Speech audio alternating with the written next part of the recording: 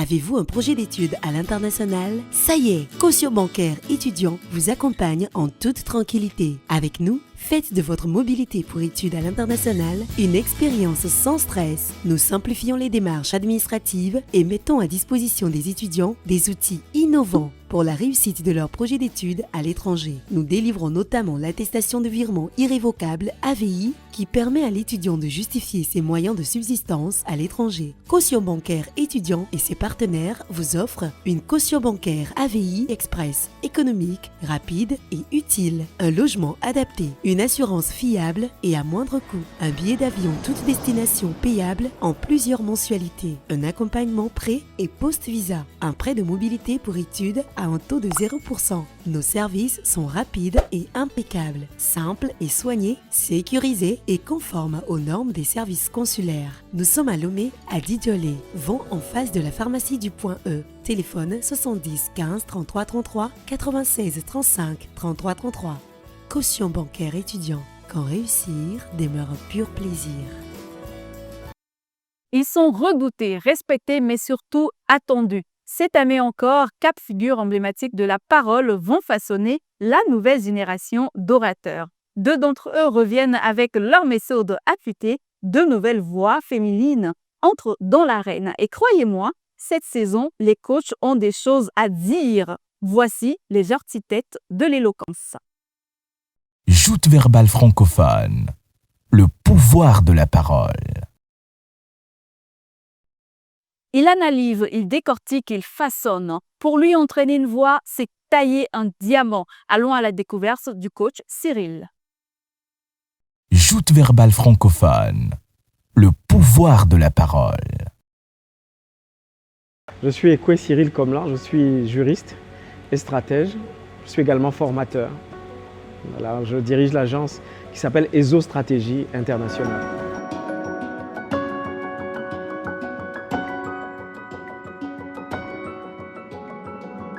Alors, l'art oratoire, pour moi, c'est comme un des quatre pieds d'une table. D'accord? Ça, c'est tellement essentiel que toute la stabilité de la table va reposer sur chacun de ses pieds. Et celui qui n'a pas cette compétence communicationnelle, eh bien, il est en déséquilibre, il est en difficulté, parce qu'il ne pourra pas partager ses idées, il ne pourra pas donner ses directives, il ne pourra pas montrer la qualité de ses pensées, partager avec efficacité ses orientations, ses projets. Et donc, il sera handicapé en quelque sorte. Avoir des compétences en art oratoire, c'est fondamental. Et je reprends cette image de table avec des pieds. C'est l'un des quatre pieds d'une table.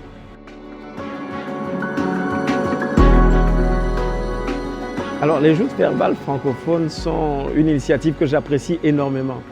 Quand je vois qu'à différents niveaux, avec des élèves, avec des écoliers, avec des étudiants, avec des professionnels, on mène ces joutes et qu'il y a un engouement aussi grand, je crois que c'est une initiative qu'il faut encourager et je crois que c'est un cadre d'excellence pour permettre à tous les orateurs de s'améliorer et de défier d'autres orateurs, d'autres compétiteurs pour voir comment les gens brillent dans leur communication. L'impact va être de stimuler davantage cette envie au niveau de l'opinion publique de mieux parler, de mieux communiquer. Je crois que cet impact va également susciter au niveau des plus jeunes l'envie de prendre très tôt des habitudes de communication, de bonne communication. Et je crois que même les plus âgés, eh bien, ils vont pouvoir s'en inspirer pour améliorer, corriger leur technique de communication ou leur niveau de communication.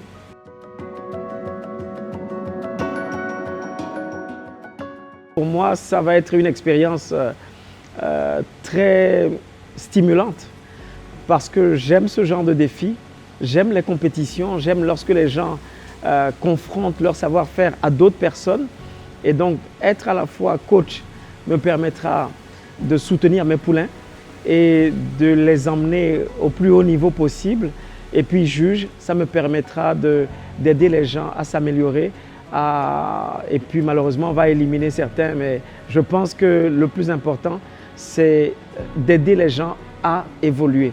Donc, coach et juge, je pense que la mission est la même, c'est aider les poulains à s'améliorer.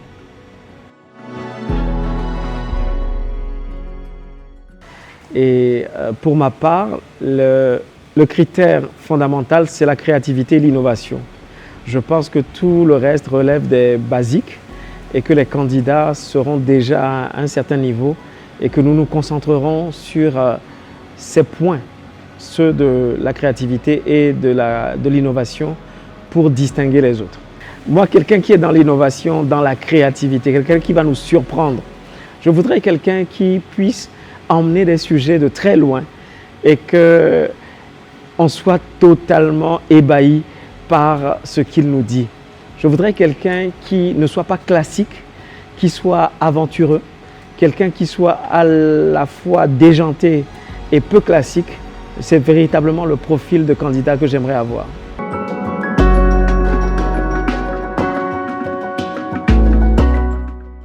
Alors, moi, je vous demanderais de suivre ces émissions avec beaucoup de fidélité parce que ce sont des émissions qui vont vous distraire d'une part, mais d'autre part, ce sont également des émissions qui vont vous enseigner, vont vous instruire. Vous pourrez apprendre des choses qui peuvent servir de formation et que vous pourrez utiliser pour améliorer votre propre communication. Donc, je crois que c'est pédagogique, c'est édifiant.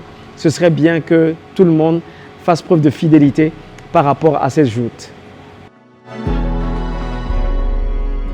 Alors, mon coup de cœur, c'est la pléthore d'initiatives d'éloquence qu'il y a dans notre pays. Vous allez sur le campus, vous allez dans les entreprises, vous allez au niveau du centre culturel, vous allez dans les organisations comme la Jeune Chambre internationale et d'autres organisations. Vous avez une pléthore d'activités consacrées à la promotion de l'art oratoire. Moi, ça me fait énormément plaisir parce que plus de gens s'intéressent à la matière et c'est formidable.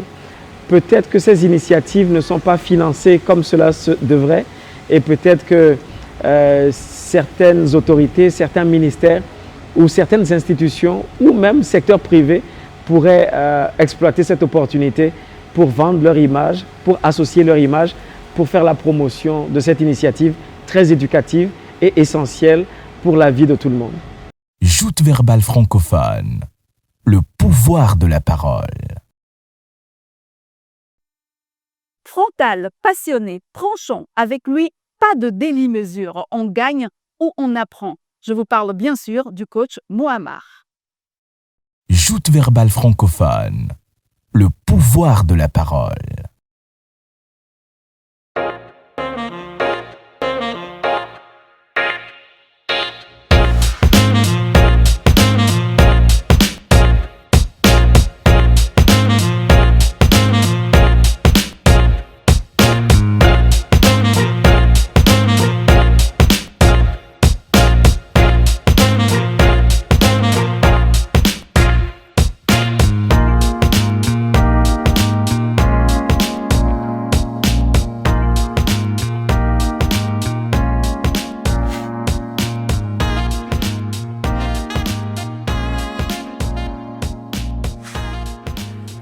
Art oratoire dit certainement prise de parole en public.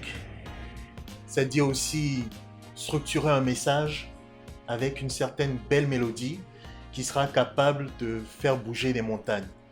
Donc l'art oratoire, quel est l'objectif? C'est vraiment persuader, convaincre et amener à agir. Et dans notre société actuelle, il est clair, dans tous les contextes, que qui veut faire un projet, aussi bien dans le monde politique, dans le monde des affaires ou même dans la société, et surtout d'ailleurs dans la société, doit être capable d'avoir un message dessiné, travaillé, structuré, avec de beaux mots pour amener à agir. Mais l'art oratoire ne se limite pas aux mots. L'art oratoire, il y a aussi le non-verbal. On parle des gestes, du regard vers le public. Le public nourrit celui qui parle, celui qui prend la parole. L'art oratoire, finalement, c'est cette rencontre entre l'orateur, son public, autour d'un message afin d'arriver à persuader pour agir et faire agir.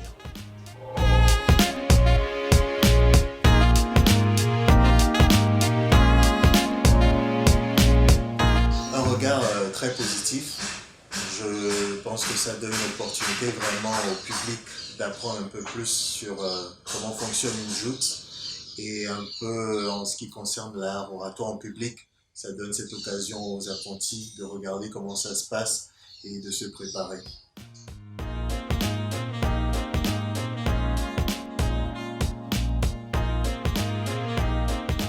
Impact assez important. Je pense qu'au niveau de notre société, actuellement, nous avons des artistes chanteurs qui ont l'occasion de partager leur art et d'atteindre le public comme cela.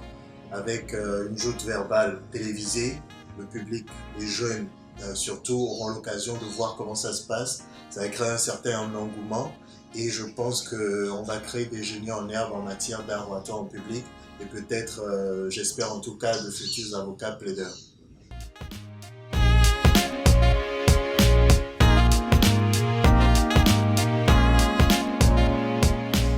Ça va être un grand plaisir. Ça va être un grand plaisir parce que être coach déjà, c'est vraiment, si vous voulez, disons que c'est un compliment. Et avoir l'occasion d'entraîner des jeunes, de les inspirer, de les encadrer, c'est un compliment, c'est un honneur. Et nous allons en profiter pour apprendre nous aussi parce que avec eux, quand on va les voir agir, on va vraiment voir ce que nous, dans le temps, on aurait pu mieux faire. Et comme ça, on va s'avancer aussi vers une sorte d'apprentissage qui ira dans les deux sens. Dans le cabinet d'avocat où je travaille, je suis maître de stage et avec les stagiaires, on s'appelle par nos prénoms. Je pense que je vais vraiment créer une ambiance du grand frère. Du grand frère, de l'ami qui sera vraiment ouvert, qui va donner une belle ambiance, qui va garder la joie. Comme avec mes stagiaires, je pense qu'on aura forcément des sorties ensemble à faire et on va bien rigoler. Donc vraiment, ça va être, j'essaie en tout cas, s'ils ne gagnent pas, je veux qu'ils sortent de ça avec un très beau souvenir, de l'expérience en tant que candidat, mais aussi un beau souvenir par rapport à moi en tant que coach.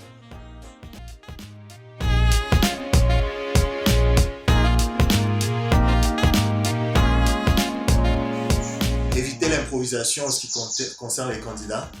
Vous êtes peut-être extrêmement talentueux, mais quand même, je dis souvent, il y a la règle des 5 P, c'est-à-dire la préparation préalable prévient la pauvre performance. Donc vraiment, prenez ça au sérieux. Je ne veux pas les encourager à lire, ce n'est pas ça l'art oratoire à lire, mais il faut qu'ils aient une certaine idée de ce qu'ils veulent faire, il faut qu'ils aient une certaine structure dans la tête de ce qu'ils veulent faire. Je pense qu'on va beaucoup prendre de risques, on va prendre des risques. C'est-à-dire il faut un bon mélange. On va essayer de prendre des gens qui aiment l'improvisation. On va aussi prendre les gens qu'on n'attend pas. C'est-à-dire que les gens ce ne sera pas le message, ce sera les erreurs. Mais on verra qu'avec ces gens, on peut faire du chemin en matière d'apprentissage, en matière d'évolution, dans le peu de temps qu'on aura. Et quant au public, je dirais, gardez l'esprit ouvert, ne soyez pas excessivement critique, donnez la chance aux coureurs.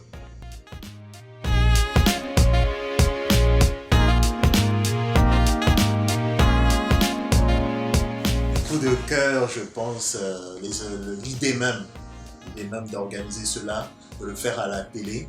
Ça fait un moment que je me demandais pourquoi on n'a pas d'émission de ce genre au Togo.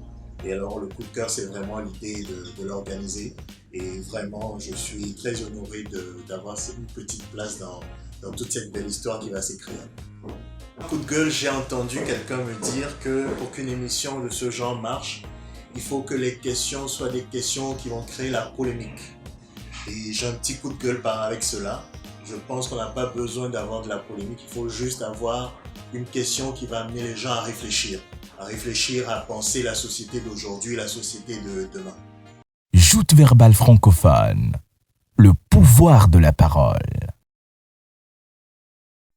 Ils reviennent très exigeants, mais la scène a changé, de nouvelles énergies arrivent, on les découvre juste après la pub. Avez-vous un projet d'études à l'international? Ça y est, Caution bancaire étudiant vous accompagne en toute tranquillité. Avec nous, Faites de votre mobilité pour études à l'international une expérience sans stress. Nous simplifions les démarches administratives et mettons à disposition des étudiants des outils innovants pour la réussite de leur projet d'études à l'étranger. Nous délivrons notamment l'attestation de virement irrévocable AVI qui permet à l'étudiant de justifier ses moyens de subsistance à l'étranger. Caution bancaire étudiant et ses partenaires vous offrent une caution bancaire AVI express, économique, rapide et utile, un logement adapté, une assurance fiable et à moindre coût, un billet d'avion toute destination payable en plusieurs mensualités, un accompagnement pré- et post-visa, un prêt de mobilité pour études à un taux de 0%. Nos services sont rapides et impeccables, simples et soignés, sécurisés et conformes aux normes des services consulaires. Nous sommes à Lomé, à Didiolé, vont en face de la pharmacie du Point E. Téléphone 70 15 33 33 96 35 33 33. Caution bancaire étudiant. Quand réussir demeure un pur plaisir. Elles sont deux voix puissantes, deux tempéraments, deux femmes qui ont accepté de nous rejoindre dans cette aventure. Nous allons les découvrir. Joute verbale francophone. Le pouvoir de la parole.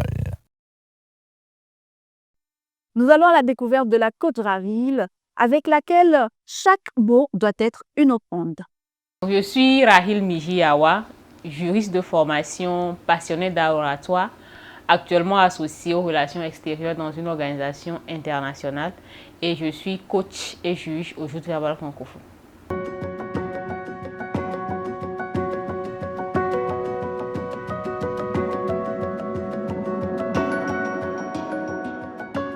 Pour moi, l'art oratoire, c'est cette compétence qu'a une personne de pouvoir convaincre, émouvoir et impacter des personnes ou un auditoire.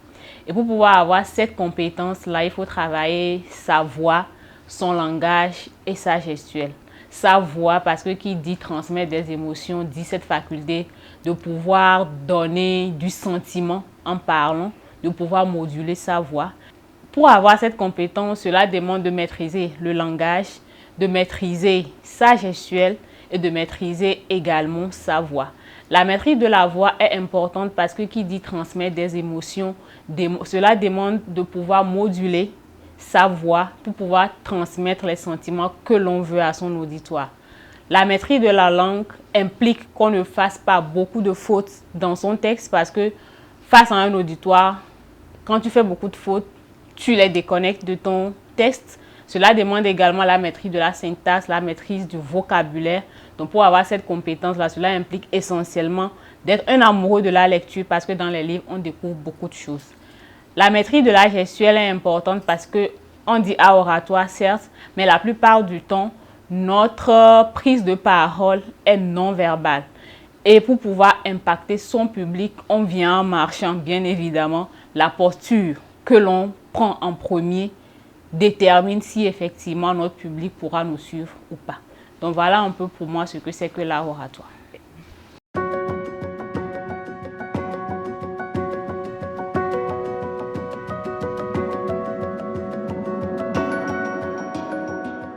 Pour moi, les joutes verbales francophones, je le vois en 3 niveaux. C'est une école, c'est une plateforme de rencontre et également c'est une compétition.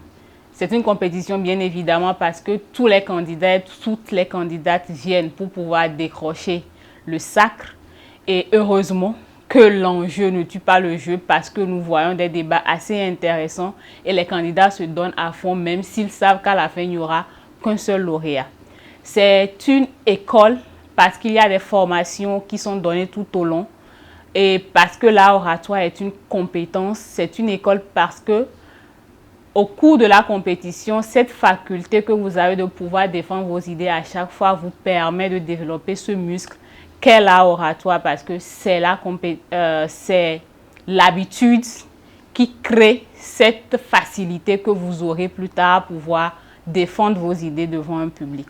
C'est une plateforme de rencontre parce que quoi qu'on dise, lorsque vous venez au Joute verbale francophone, vous rencontrez d'autres jeunes qui sont passionnés comme vous de l'art oratoire et avec qui vous allez tisser forcément des liens que vous allez garder même après la compétition. C'est une plateforme de rencontre parce que vous aurez à rencontrer des coachs, des juges et des personnes que forcément vous allez solliciter plus tard dans la vie active qui pourront certainement vous faire sortir d'une situation donnée lorsque vous en aurez besoin. Donc pour moi, voilà ce que c'est que les joutes verbales francophones.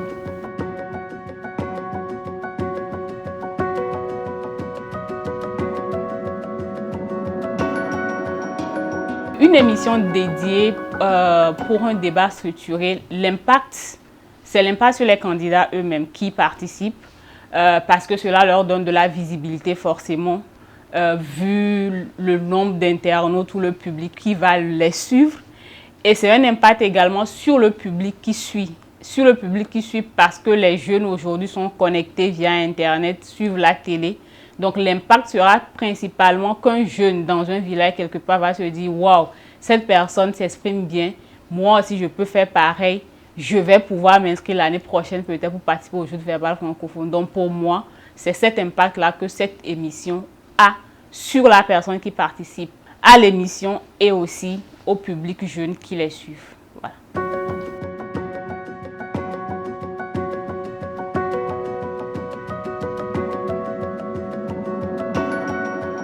J'avoue que je suis mitigée parce que quand j'ai été contactée par le promoteur des joutes verbales francophones pour pouvoir être coach et juge aux joutes verbales francophones, j'ai eu un sentiment mitigé. Pourquoi? Parce que la plupart, ou sinon tous les candidats qui participent à la compétition, nous sommes presque de la même génération. Donc l'appréhension que j'avais, c'est de me dire, est-ce que j'ai la compétence qu'il faut pour pouvoir être coach et juge des personnes avec qui je suis presque de la même génération. Mais lorsque la compétition a commencé, je me suis rendu compte que j'ai quelque chose à donner. Et surtout, lorsque nous avions commencé le travail avec les membres de mon équipe, le rôle de coach et juge est assez formateur. C'est également pour moi une école parce que lorsque tu es coach et juge, tu te rends compte que tu as une triple mission. La triple mission consiste essentiellement à motiver tes candidats. La deuxième mission consiste aussi à travailler les textes avec tes candidats. Et si tu te rends compte qu'en réalité, tu développes toi-même des compétences ou tu renforces tes compétences d'oratoire en termes d'arguments. Et cela est assez plaisant.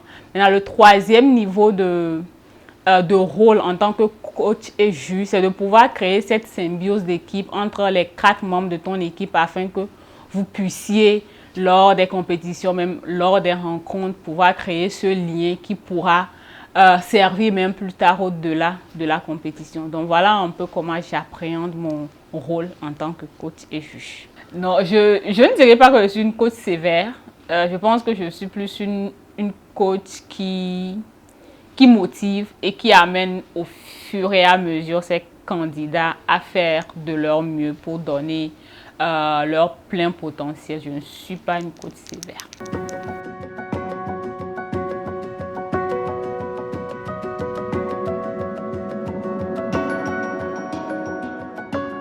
Le message que j'aurais à l'endroit des candidats, c'est d'abord félicitations d'avoir osé sauter le pas pour participer à cette compétition. Et la deuxième chose que je leur dirais, c'est de vivre l'aventure à fond, de ne rater aucune occasion de pouvoir vivre leur passion de la manière dont ils veulent la vivre. La compétition, c'est 2 ou 3 mois, ça va passer vite, mais il faut vraiment se donner pour vivre l'aventure comme il se doit pour ne pas regretter après. J'aurais dû faire ci, j'aurais dû faire ça avec des personnes peut-être et l'occasion sera ratée.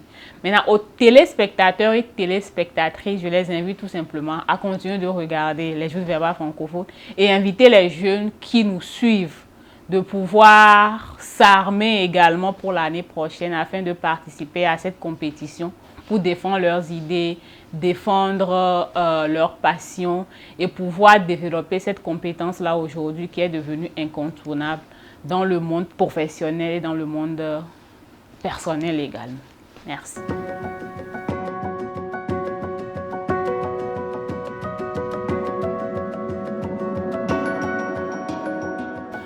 Mon coup de cœur, c'est l'ambiance qui règne lors des tournages sur le plateau d'enregistrement et également cette collaboration, là où cette ambiance que nous avions tissée entre nous, les coachs. On ne voit pas forcément la compétitivité. chacun vient vivre de sa passion. Et c'est vraiment intéressant de voir à chaque fois les candidats passer avec leur expression, avec leur originalité, avec ce qu'ils ont à donner. C'est tellement intéressant, en tout cas, d'être dans cette aventure des joutes verbales francophones et de suivre en première ligne tout ce qui se passe derrière les caméras avant que les émissions ne sortent. Donc, Joutes verbales francophones, le pouvoir de la parole. Elle décortique la pensée, elle ne veut surtout pas de bruit, elle veut du sens, du souffle et de la rigueur. Allons à la découverte de la coach Vanessa. Alors, mon nom est Vanessa Déby, je suis animatrice télé-radio, maîtresse de cérémonie, auteure, éditrice, entrepreneur et je suis une grande passionnée de l'expression orale, une grande passionnée de la prise de parole en public et de la communication en général.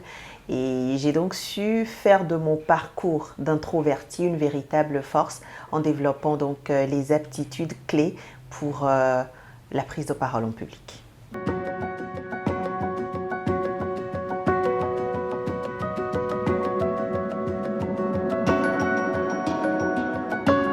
L'art oratoire, à mon sens, c'est l'art, justement, de faire passer un message, faire passer des idées clairement, captiver son auditoire, non seulement par sa voix, par ses mots, mais aussi par son éloquence et par sa présence, par sa prestance.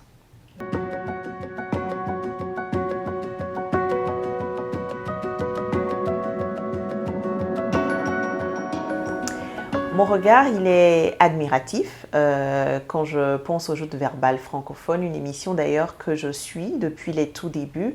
C'est une émission qui permet aux jeunes de pouvoir sortir de leur zone de confort, ce qui n'est pas toujours très évident, de pouvoir apprendre à émettre des idées clairement, apprendre à tenir des débats, apprendre surtout que leur voix a une force et du poids.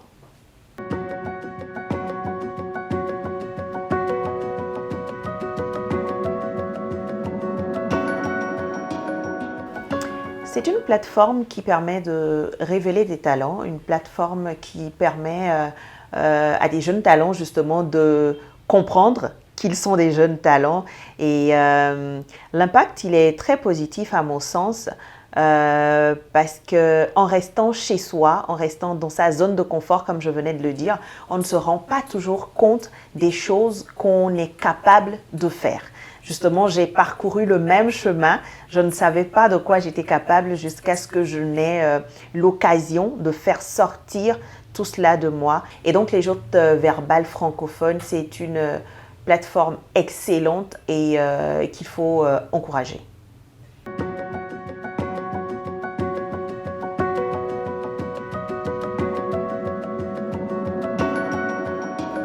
Mon rôle en tant que coach et juge sur cette édition des joutes verbales francophones, je le considère comme une continuité de la mission que je me suis assignée depuis un certain temps. Il faut savoir que je donne des formations en prise de parole en public, en présence scénique, en maîtrise de la confiance en soi. Et donc, je vois ce rôle comme une continuité. J'aime motiver, j'aime faire éclore les talents, j'aime amener les gens à aller au plus profond d'eux et à ressortir ce qu'il y a et qu'ils ne connaissaient pas.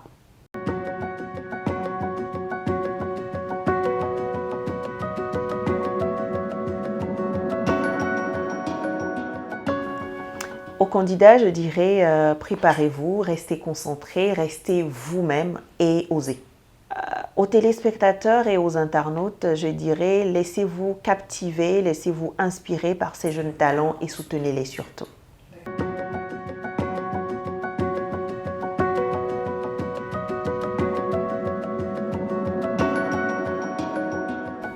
Deux coups de cœur, je dirais.